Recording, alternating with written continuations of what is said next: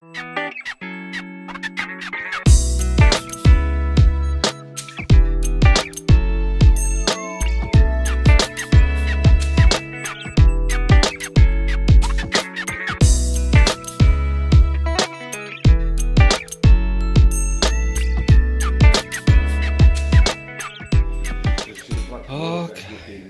and so. Say that again, Derek? Glad tomorrow's going to be okay and Friday.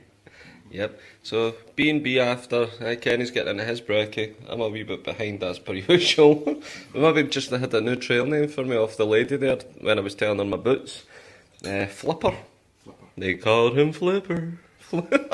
Anyway, quick brekkie, getting ourselves refueled and off, but I just want to show you the view from the window there, looking out at the Benglaze Falls. Just getting fueled up. This is the light. Folks, we're on the trail again the new day. We're at least a good hour or two into it. Can't be bored looking at my watch, but this is the view from where we came from. Nice and quiet now, apart from myself. The guys are just up there in the woods having a little break, and that's where I'm going just now.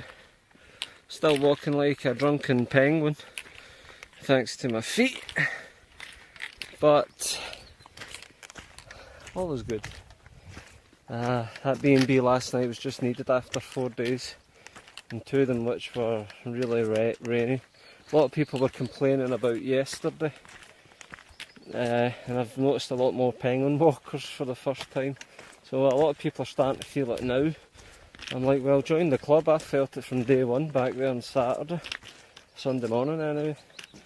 A couple of people spoke to saying their feet are ready to just be getting new boots at the weekend before starting.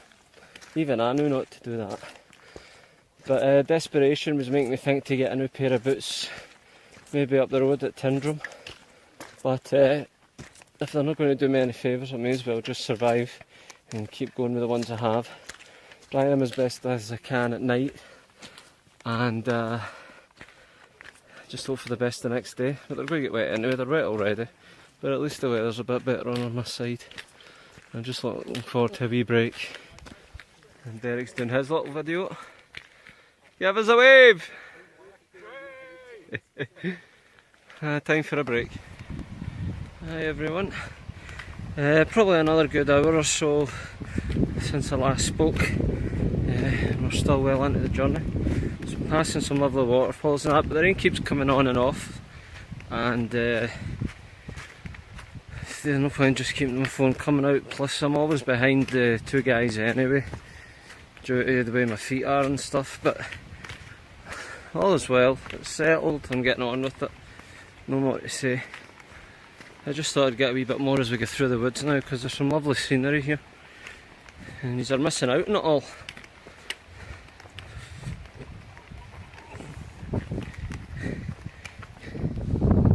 And nearly there folks.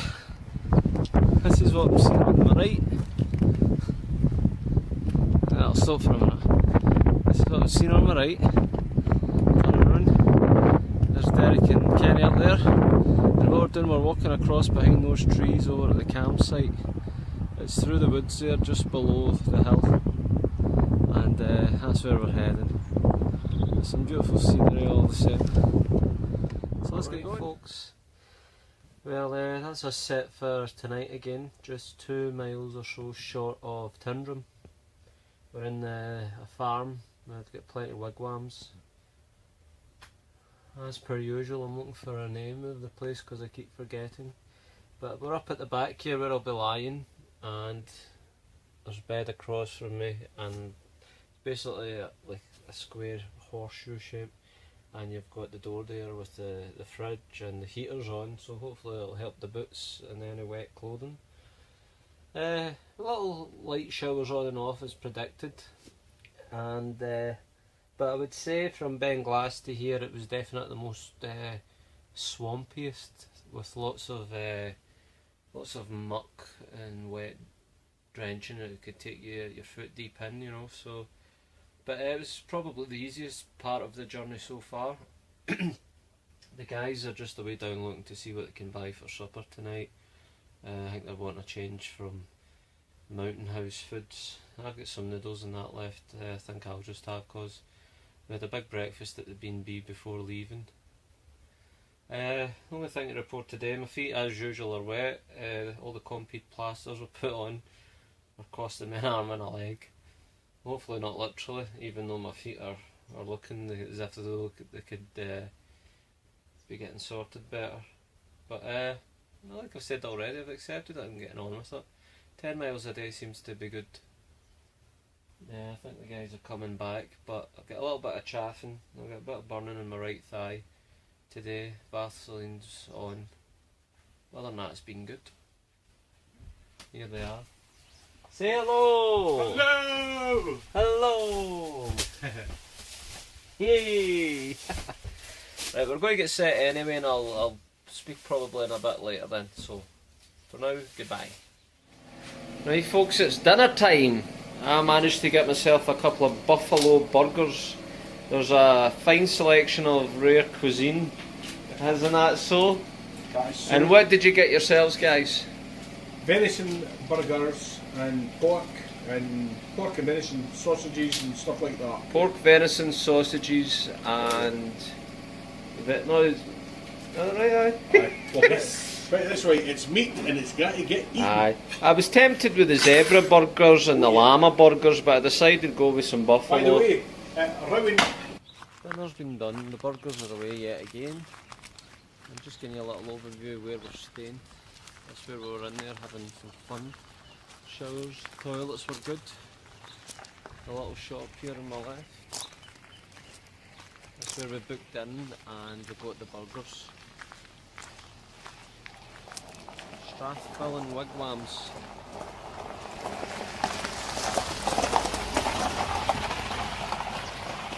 There's plenty of them.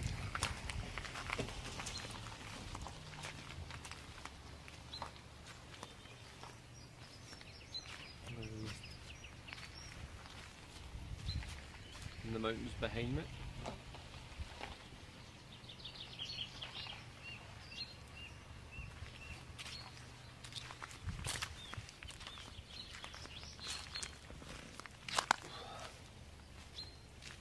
So I'm feeling a little bit tired. It's only about 7:30. We're going to get in and get cosy. Get a blether, whatever, and hit the sack. It's nice and peaceful here, it's not busy. The girl in the shop was telling us that they're not on the West Highland Way website, even though they're on the Facebook and other social media ones. So it's really quite quiet, and a lot of people are saying they haven't heard of it. But it's really peaceful thanks to that. Some wigwams. Yeah, they're just dotted all over. Very cosy. Certainly a big upgrade compared to the first night we were in one.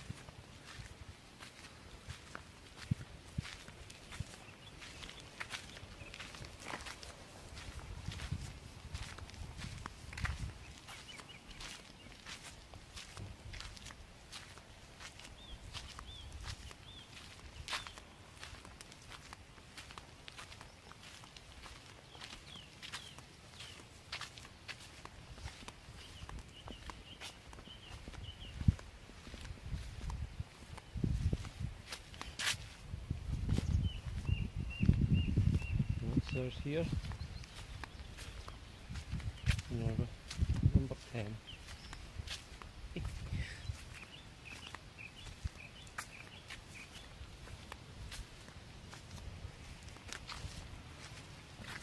we're basically set. We've got the wine and the beer in the fridge, the heater's on, our boots are outside getting aired. It's the only worst thing about every day you have to do the plasters and the compeeds. I mean, you get 5 compeed plasters, and I think they're charging me about £6 for them there. And one box is already gone, you know, so we've got a few days left, and I'm going to need to keep doing this. So I'm going to be out a good few pounds, but I don't know whether to risk 1 or 2 that look quite sealed and tight still. I don't know how the shower will be with them, but if they're looking okay and I'm airing them with them on, or I'm airing my feet, if they look okay, come tomorrow, maybe just keep them on. But all is well, I'm enjoying it. The West Highland Way can't throw anything more at me, especially after Sunday and that storm up the hill. You even setting up the tent in a water logged camping site. It was still okay to do, but other backpackers who went further on had to come back because of the other places being logged with water. So the uncomfortness of doing all that was a challenge, and then to get inside when you're still wet and trying to not get inside wet, and the Van Gogh Banshee's quite low down. I opened up the sleeping bag and it was parts of it was wet, and it just drained my heart.